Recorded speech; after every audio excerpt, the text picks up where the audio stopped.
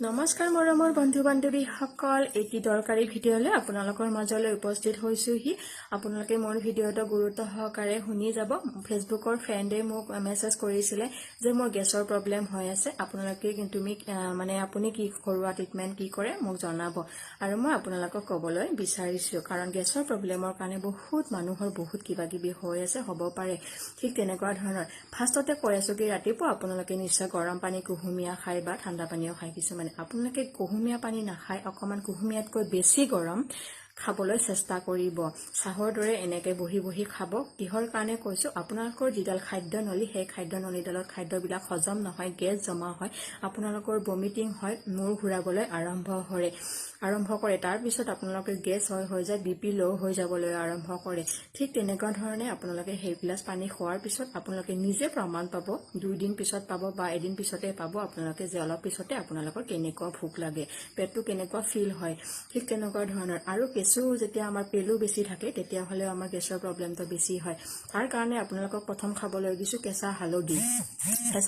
প্ৰথম 2 দিন খাব বা 3 দিন খাব নিমখ লৈ খালি পেটত তাৰ আধা ঘণ্টা পিছতহে আপোনালোকে পানী খাব এয়া গৰম পানী গিলাচ খাই দিব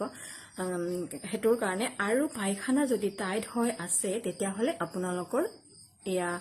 গেছৰ প্ৰব্লেমটো বহুত বেছি হৈ যাব আৰু যদি পায়খানা বাৰে বাৰে টান হৈ থাকে তেতিয়া হলে আপোনাৰ পাইলছৰ প্ৰব্লেমটো আহি যাব পাৰে হেতুৰ কাৰণে আপোনালোকৰ সাৱধান হোৱাটো উচিত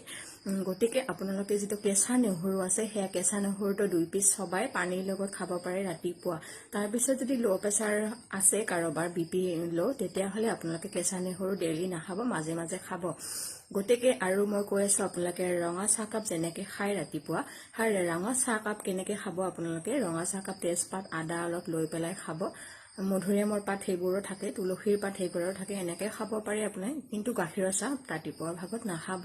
আপোনালোকে গাখীৰৰ চাহ যদি একাপ খাই দিনৰ ভাগত খাব এয়া দুপৰীয়া 12টা বা 11টা মান বজাত খাব ইভিনিং কেতিয়াও নাখাব ফেটি লিভাৰৰ কাৰণে বহুতখিনি ভয়ংকৰ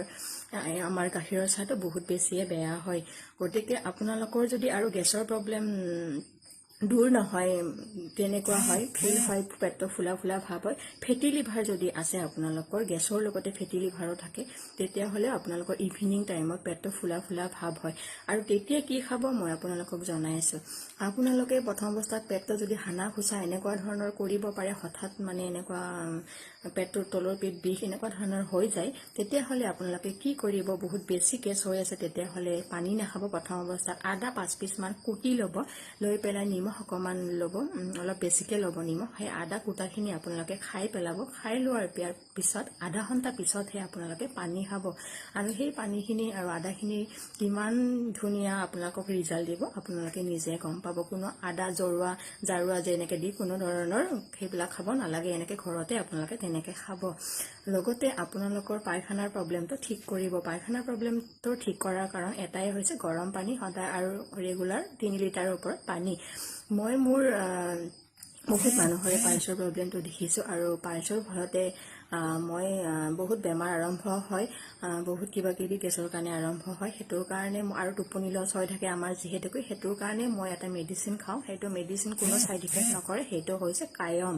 আৰু সেই কায়মটো মই কিয় খাওঁ এই কায়মটো সকলো ফাৰ্মাসিতে পোৱা যায় এই কামটো অকল ধনিয়াৰ গুড়া জিৰাৰ গুড়া হেনেকুৱা আছে আৰু এই কায়মটো মই ৰাতি শুওঁতে কেতিয়াবাহে খাওঁ যেতিয়া মোৰ টোপনি লছ হয় পায়খানা প্ৰব্লেম হয় তেতিয়া মই এইটো খাই দিওঁ আৰু এইটো খাই দিয়াৰ পিছত ৰাতিপুৱা ধুনীয়া পায়খানা ক্লিয়াৰ আৰু গেছটো সাফা হৈ যায় লগতে পেটটো বহুত হালকা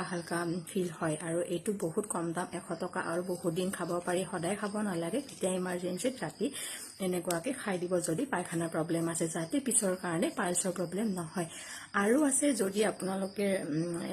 এক্সাৰসাইজ পেটৰ এক্সাৰসাইজ লিভাৰৰ কাৰণে ভাল আৰু গেছৰ কাৰণে ভাল অনলি দুটা এক্সাৰসাইজ মই আপোনালোকক দেখাইছো মোৰ ল'ৰাজনী দি আছে আপোনালোকে চাওক